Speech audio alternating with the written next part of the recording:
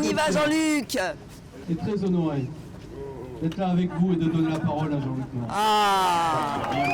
Quand vous êtes passé, vous avez vu de la lumière. Il faut être très méticuleux. Eux, leur objectif est de créer une ambiance particulière de fin de campagne et de faire perdre leur sang-froid aux gens qui se regroupent autour de nous. C'est ça qu'ils essayent de faire. Tous les jours, ils inventent des choses. Comme cette histoire d'Alba, là. Je l'ai déjà dit aux autres, au départ. J'en ai encore sous le pied, des répliques. Ça m'a bien fait rigoler de les voir s'embourber dans une histoire pareille.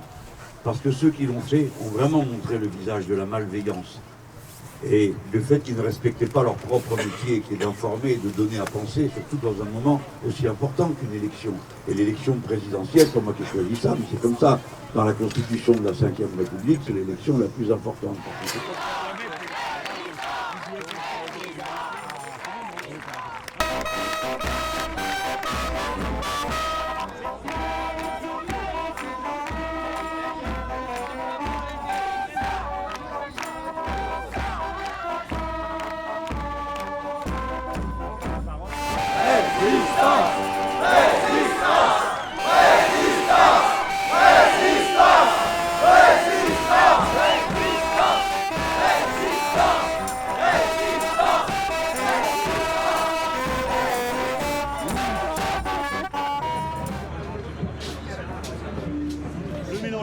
Qu'on avance le Mélenchon. C'est celui-là, c'est celui qui fait les accords. Bon. Et ouais, il faut que je contribue à l'achat d'un autre. Il y en a encore à vendre? Bon, bon. Monsieur Mélenchon fait des accords. Tu as un Mélenchon là. On peut appuyer sur un bouton là. Où ça? Là. Ah oui.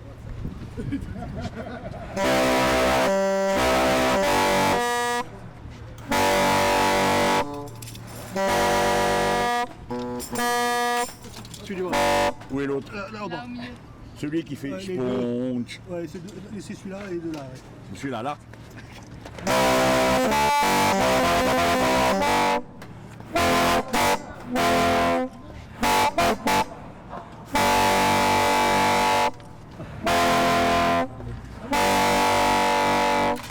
C'est beau, non? Merci. Je suis à la presse internationale qui t'attend. Ah ouais, la presse Vous avez internationale. dedans toute l'histoire. Je sais que c'est un instrument bizarre. Je sais d'où tu sortais. Tu me l'as bah. raconté une fois, je la garde. La Je vous retrouve tout à l'heure. Hein.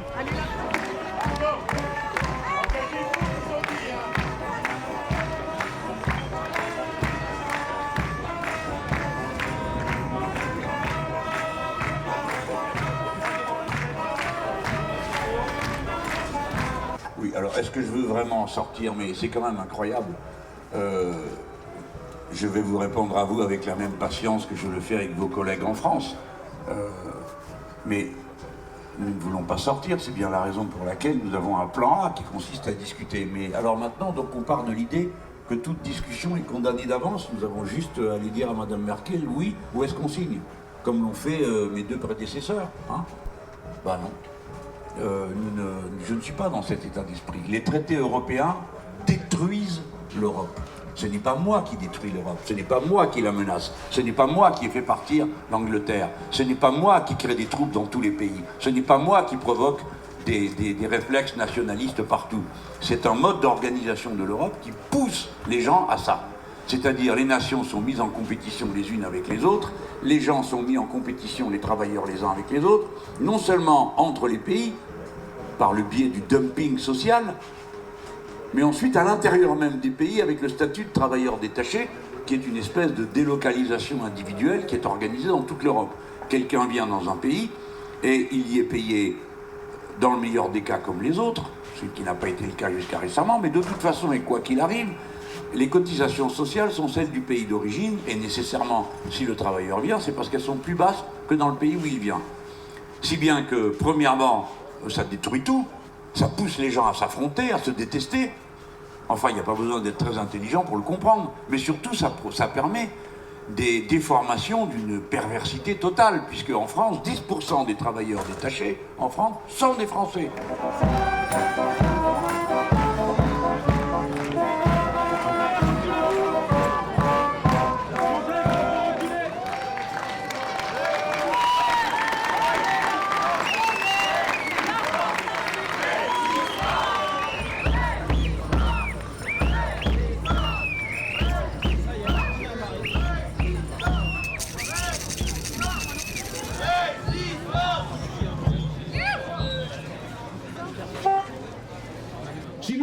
cessons l'activité. Et qui plus est, si nous avons ce qu'on va faire nous, puisqu'on a prévu 100 milliards à investir, et qu'on les investit dans les activités qui vont permettre de faire la transition écologique, pour changer la matrice productive du pays.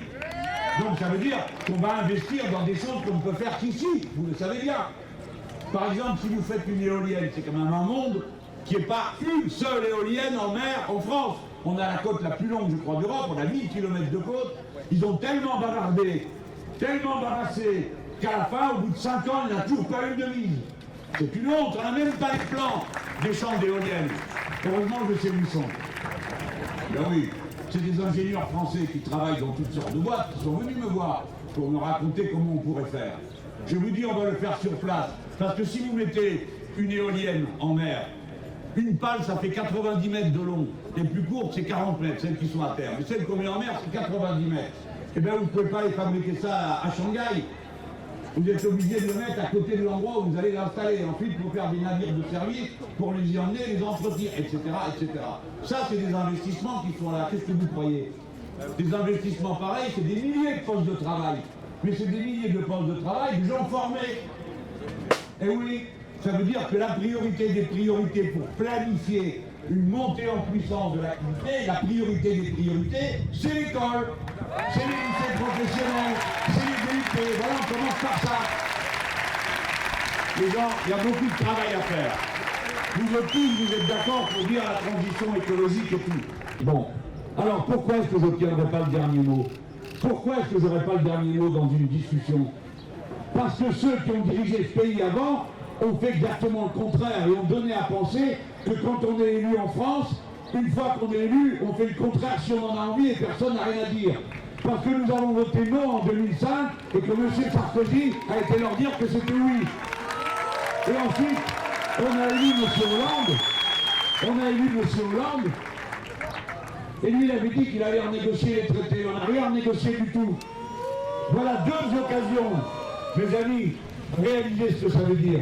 Ça veut dire que les autres dirigeants européens, qui sont nos partenaires, ce sont des gens que nous respectons, ils ont vu deux fois un Français venir et dire « Ouais, vous occupez pas trop des électeurs, c'est moi qui cause, où est-ce qu'on signe ?»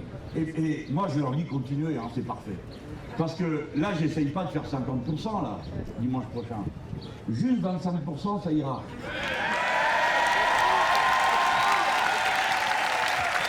Bon, alors là, ils vont l'écrire partout. Mélenchon espère 25%.